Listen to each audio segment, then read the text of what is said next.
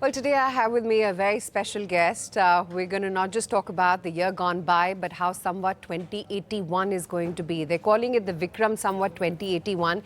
Is it going to be really as victorious for the markets? Because as we're approaching Diwali, it's looking a little bit shaky. So let's try and understand all of that with Hiren Ved from Alchemy Capital joining us right here in the studios. Hiren, first of all, a very happy Diwali. I know the markets could have been a lot better for it to be a happier Diwali, but here's hoping a brighter year ahead.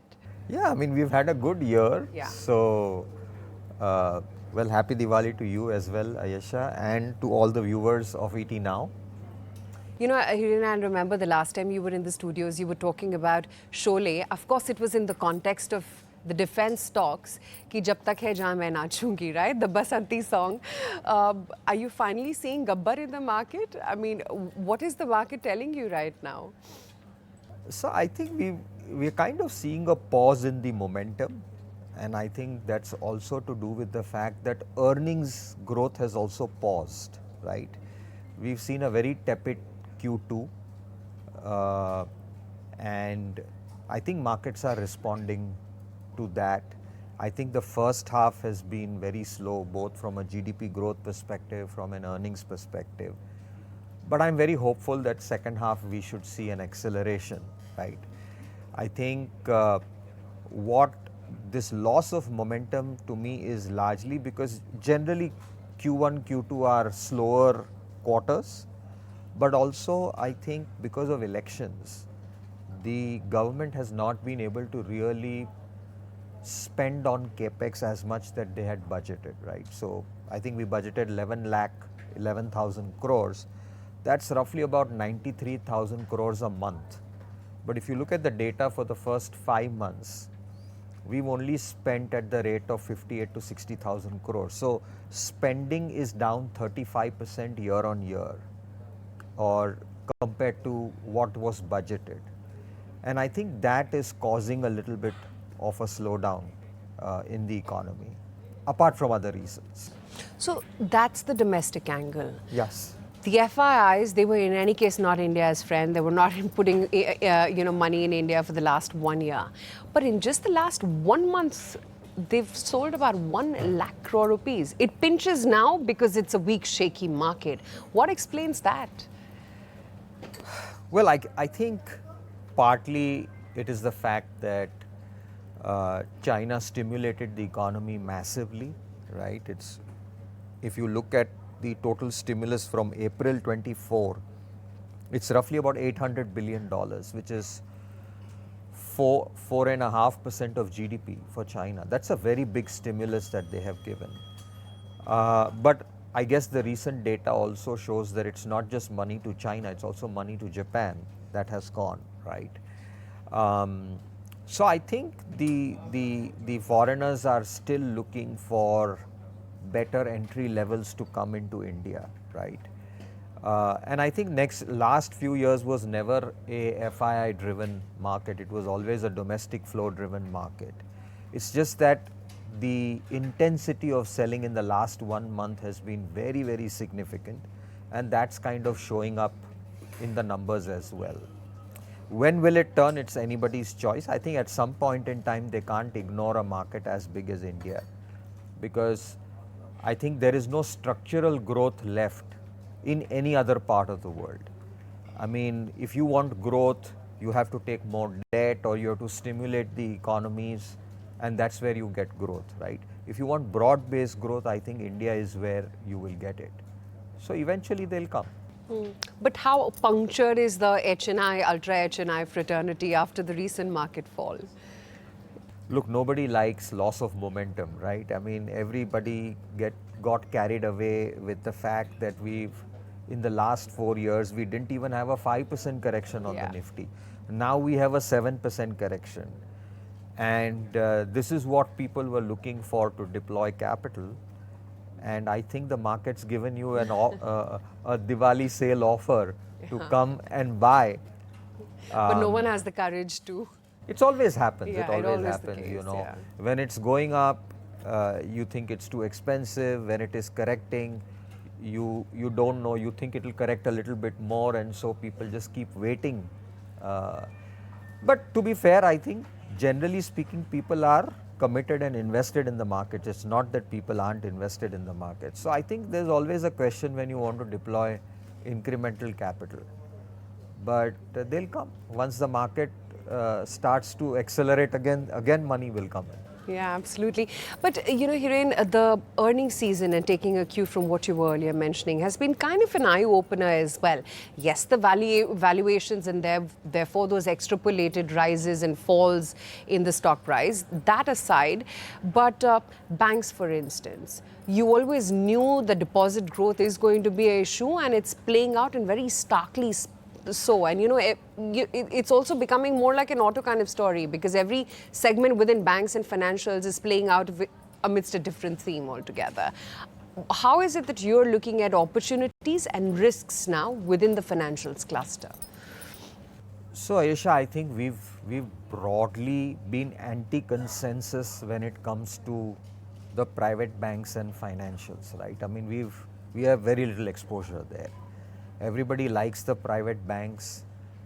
We think that we are better off buying capital market plays than bank stocks, right? And I think what kind of got us thinking was that the financial year 22-23 was a perfect year for banks. You had the best NII, you had the best credit growth, and you had the least credit costs. And despite that, bank stocks didn't deliver, right? And that got us thinking that how come that you have the best of the three variables and still bank stocks refuse to move? And that told you that I think the problem is that, as you rightly mentioned, that on the liability side, it's becoming difficult to raise deposits. And on the asset side, your most profitable segment is credit cards and unsecured lending. That's where the RBI is very uncomfortable if there is significant growth. So your most profitable segment, the RBI is putting the brakes. And on the liability side, you are finding it difficult to raise deposits unless you substantially raise deposit rates, in which case your NIMs will get impacted.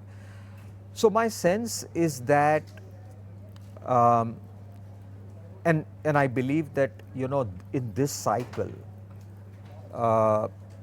is more for the capital market plays, because you have to follow where the money is. So if the retail household guy is not putting money in deposits and putting money in SIPs markets, or mutual funds, then you are better off buying capital market plays. And I think those have done far better than betting on banks. Exactly why? But don't you think a large part of that story is also played out already? Don't we think that capital markets can compound at 12, 13, 14, 15%? Fair point, yeah. Right? So, my argument is that when you are playing the big private banks, what growth are we playing? Essentially mid-teens growth, right?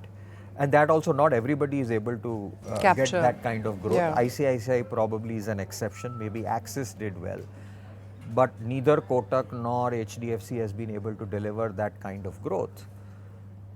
I think that you can get the same kind of growth in capital market plays, though they may be more volatile.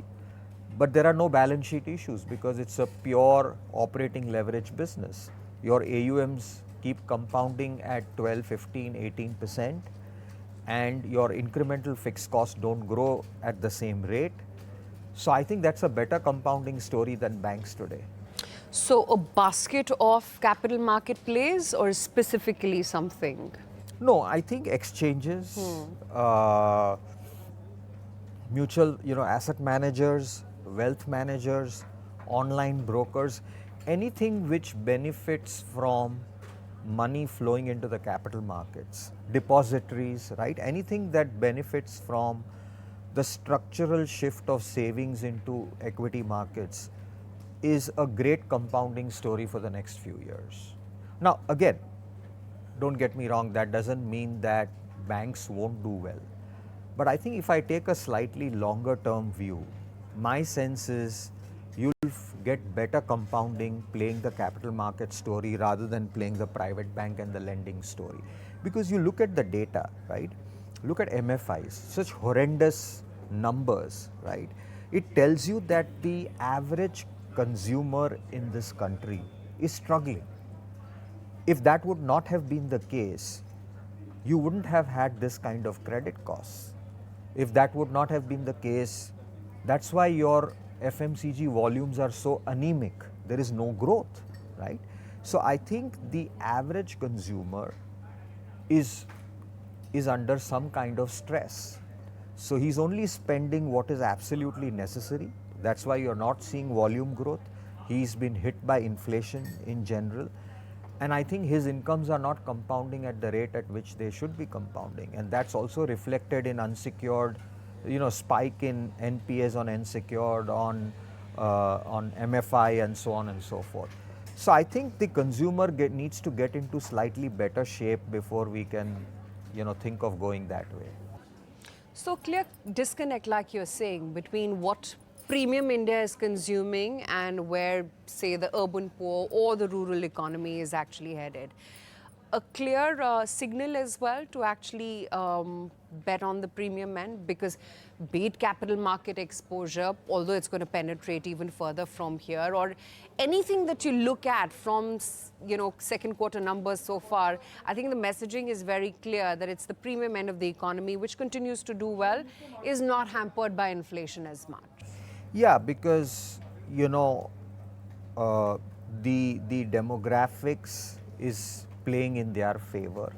Clearly, the slightly more well-heeled households are not so much impacted by inflation, because they also have a massive wealth effect by their holdings in gold and real estate and the stock market, right?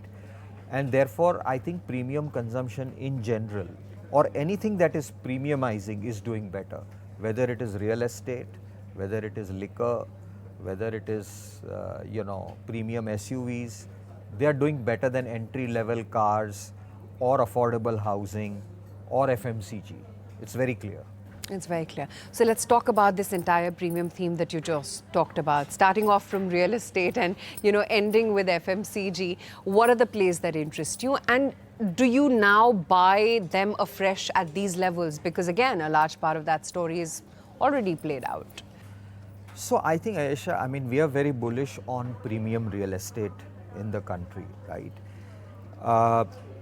Just think of it in the previous to previous cycle, which is the 2005 to 2003-4 to 2007-8 cycle. The total share of real estate in the market cap was about 6-7%. Today, it's sub 2% for such a big asset class. If you look at the median market cap increase in, let's say, companies with a market cap of 1,000 crores to 10,000 crores in the last 4 years, I think it's at least gone up 4x, 5x, which means a promoter who was, let's say, assuming he has a 50% holding in a 1,000 crore market cap company, was 500 crores. Today it is 2,500 crores. And what does a promoter or anybody or an ultra HNI do when his wealth goes up? He upgrades to a bigger house, he buys a second property, buys a more premium property. Obviously, the top entrepreneurs are going to go and buy real estate in London or Dubai or whatever. But what about the 101st to the 900th promoter in India? And promoters have been selling stakes in their companies. Private equity guys are getting exits. Yeah. And I just feel that over the next few years, you can't have a situation where not a single real estate company is part of Nifty, right? So my sense is that in the long run, premium real estate will do phenomenally well, because Indians are getting wealthy and the stock market has made so many promoters and founders wealthy. And people do like real assets, whether we like it or not. Absolutely. When they make a lot of money in the stock market, Absolutely. they want to take some money out and buy a couple of houses or flats and park their money there. Absolutely. So I think real estate is by far, in my view, one of the best ways to play premium consumption in the country. And also for the developer, at that price point, margins are very good because the customer is not very price sensitive, right? Somebody who's willing to cut a 5 or 10 crore or a 20 crore check, if you show him a better property with 25, where the price goes up by a couple of crores, he's not going to mind it. He's just going to. But if you tell a guy who's buying a 50 lakh flat that, this is another flat which is 60 or 75 lakhs, he's going to think 3 times before he cuts a check because that's a big capital commitment for him. So I think premium real estate is a great way to play the wealth effect or the wealth story in India. Within premium real estate as well, it's kind of now difficult to sort of draw the line because there are so many players who are adding to the pool of premium real estate. It's not just Lodha, but it's now Macrotech, DLF, and the pool is only increasing. And of course, Oberoi Realty too. Yeah, I mean, I think what's happening is that some of the developers who were, let's say, if DLF was very focused on Delhi, NCR, Gurgaon, they are also stepping out a little bit out of their comfort zone and coming to Mumbai. But that's also because the industry has gone through a massive consolidation. So I think all the smaller developers, anybody who, even a 1 building, 2 building guy was calling himself a developer, I think those guys are completely out of the market, right? Yeah. It's all about organized people who can have access to capital. And I think the other thing is that apart from RERA, which has consolidated this industry, today the industry has access to good institutional capital, right? So the big guys have the ability to go to a Blackstone or a GIC or a KKR or whoever, or a private equity guy, or even come to the public markets and do a QIP and raise capital, right? Access to capital was one of the problems of this sector in the previous cycle. They ended up why so many went borrowing bust. from NBFCs at crazy rates. So I think, even today, it's a fairly consolidated industry. All said and done, there are just still very few high quality developers. And today consumers don't want to buy unless you have a great brand name and a good quality product. So brand name also comes to then retail consumption. It's also sort of pilfers through to just so many of these online platforms, etc. as well. That again is the premium end, but those prices in the recent crash haven't quite fallen down as much as one would have liked them to. Where within that do you spot opportunity? I think it's a great opportunity. The other day I was looking at the total market cap of the top 10 FMCG companies is almost 24-25 lakh crores, right? Starting from Unilever, ITC, all the way down to Marico's and this thing. And I think that's ripe for disruption, right? I think that the quick commerce guys and the online platforms are likely to take away market share from these companies because they are growing at a much faster pace. And there will be pressure on margins for these FMCG companies because increasingly these platforms are becoming the aggregators. They have the financial power today. And I see a day that in a couple of years, they will either spawn newer brands which will compete with the established FMCG brands, or they may create their own private labels, right? And therefore, I think structurally, the FMCG industry is a short in my view, and I would go long the so-called new age platforms, and I would go short the FMCG companies. I mean, just metaphorically, right? I think structurally, just like what happened with private banks taking away market share from public sector banks, right? Because they were more efficient, and I think the same thing is going to happen. The quick commerce and the platform companies are going to take away market share and market cap share away from these FMCG companies who are trading at 60-70 multiple and hardly able to grow 2-3% volume growth. Total PAT growth is so anemic. Why should these companies continue to have such large market caps? So I think there is going to be a market cap transfer from there to the new age companies. We are very bullish on some of those platforms. So if I were to ask you after this recent fall, if you had $100 and if you had to buy afresh and make a new portfolio for someone who's entering the market for the first time now, where would you deploy that $100? Across all asset classes. So you can include gold and you can include real estate also. Let me make it easier.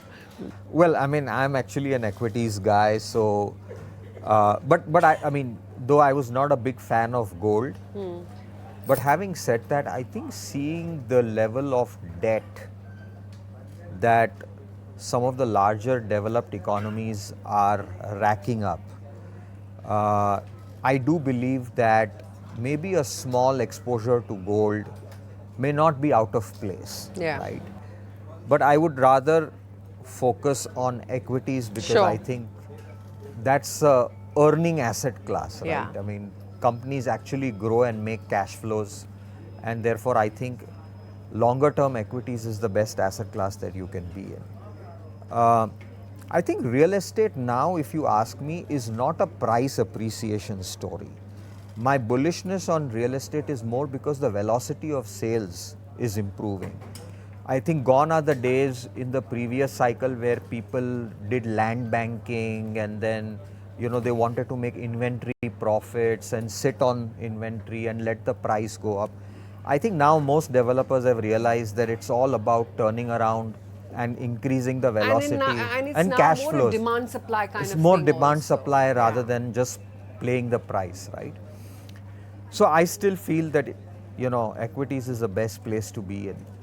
And I think structurally in India, because of the financialization that we are seeing, very similar to the US, when their 401k moment came, when the pension funds were allowed to invest in equities, the S&P 500 long-term averages actually settled higher, right? As people keep arguing here that, oh, you know, the Nifty 10, 15-year average is 17, 18 times forward, and therefore if markets are trading at 22 times, they are very expensive.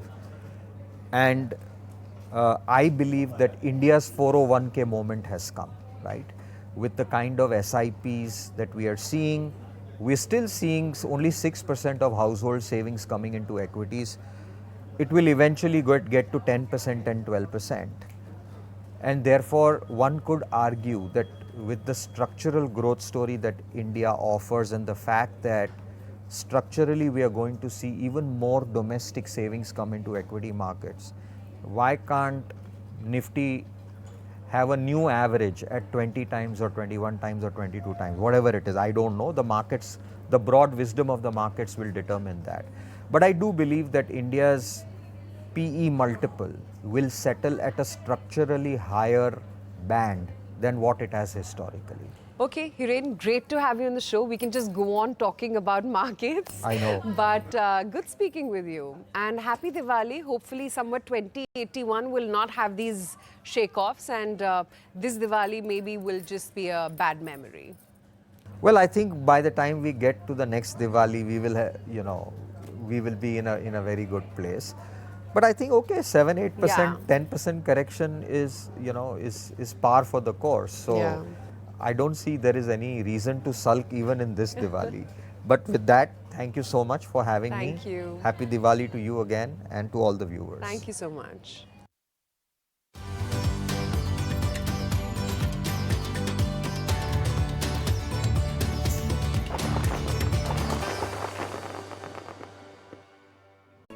If you like this video, then like, share and subscribe to ET Now.